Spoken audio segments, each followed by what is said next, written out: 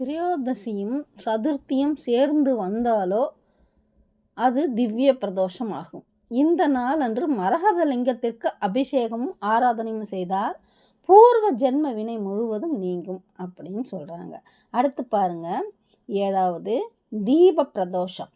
இது பிரதோஷ தினமான திரையோதசி அன்று தீப தானங்கள் செய்வது, ஈசனுடைய ஆலயங்களை தீபங்களால் அலங்கரித்து ஈசனை வழிபாடு செய்வதை தீப பிரதோஷம் அப்படின்னு சொல்கிறாங்க. இது என்னென்னா சொந்த வீடு அமையிறதுக்கு நிறைய வாய்ப்பு இருக்காம்.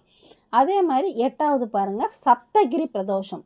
வானத்தில் வா வடிவில் தெரியும் நட்சத்திர கூட்டங்களை சப்தரிஷி மண்டலம் அப்படின்னு சொல்லுவாங்க. இது ஐப்பசி, கார்த்திகை, மார்கழி, தை, மாசி, பங்குனி மாதங்களில் வானில தெளிவாக தெரியுமா. இந்த மாதங்களில் திரையோதசி திதியில் முறையாக பிரதோஷ வழிபாடு செய்து சப்தரிஷி மண்டலத்தை தரிசித்து வழிபடுவதே சப்தரிஷி பிரதோஷமாகும்.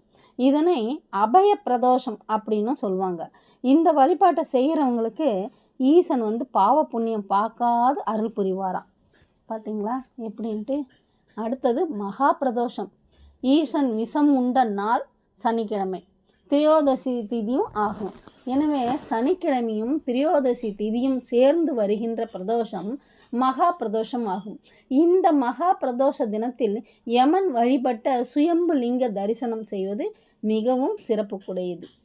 இது என்னென்ன பாருங்களேன், திருக்கடையூர், சென்னை வேளச்சேரியில் உள்ள தண்டீஸ்வரர் ஆலயம், திருச்சியில் மண்ணச்சநல்லூர் அருகே உள்ள திருப்பைஞ்சலி சிவாலயம், குடவாசலில் இருந்து நன்னிலம் செல்லும் பாதையில் இருக்குது ஸ்ரீ வாஞ்சியம் சிவாலயம், கும்பகோணம் அருகே இருக்குது திருக்கோடி காவல் சிவாலயம் ஆகியவை யமன் வழிபட்ட சுயம்பு லிங்கங்களில் குறிப்பிடத்தக்கவை.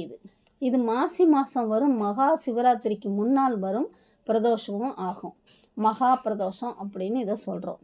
அடுத்தது 10 உத்தம மகா பிரதோஷம்.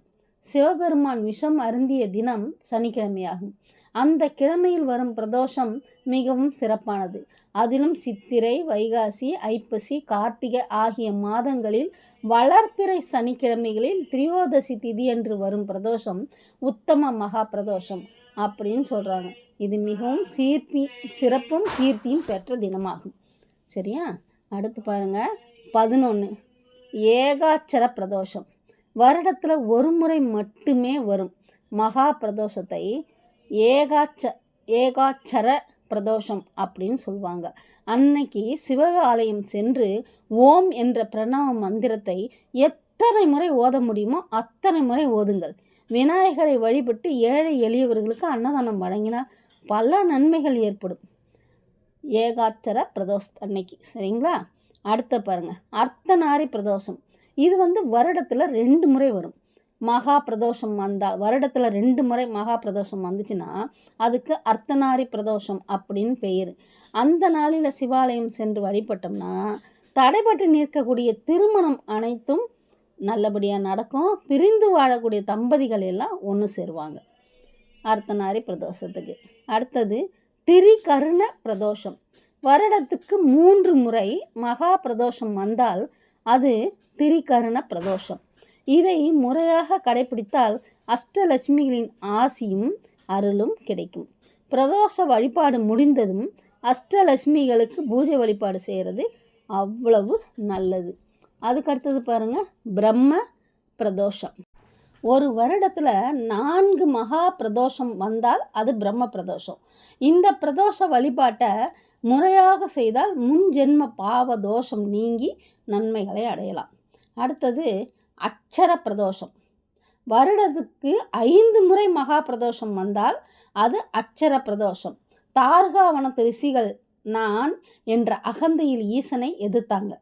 அப்போ என்ன ஆயிடுச்சு, ஈசன் பிச்சாடனார் வேடத்தில் தார்காவன ரிஷிகளுக்கு பாடம் புகட்டினார்.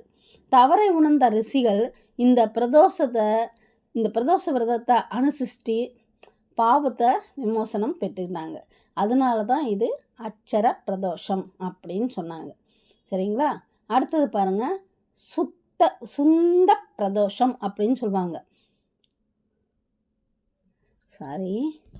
சுந்த பிரதோஷம் இல்லை, கந்த பிரதோஷம்.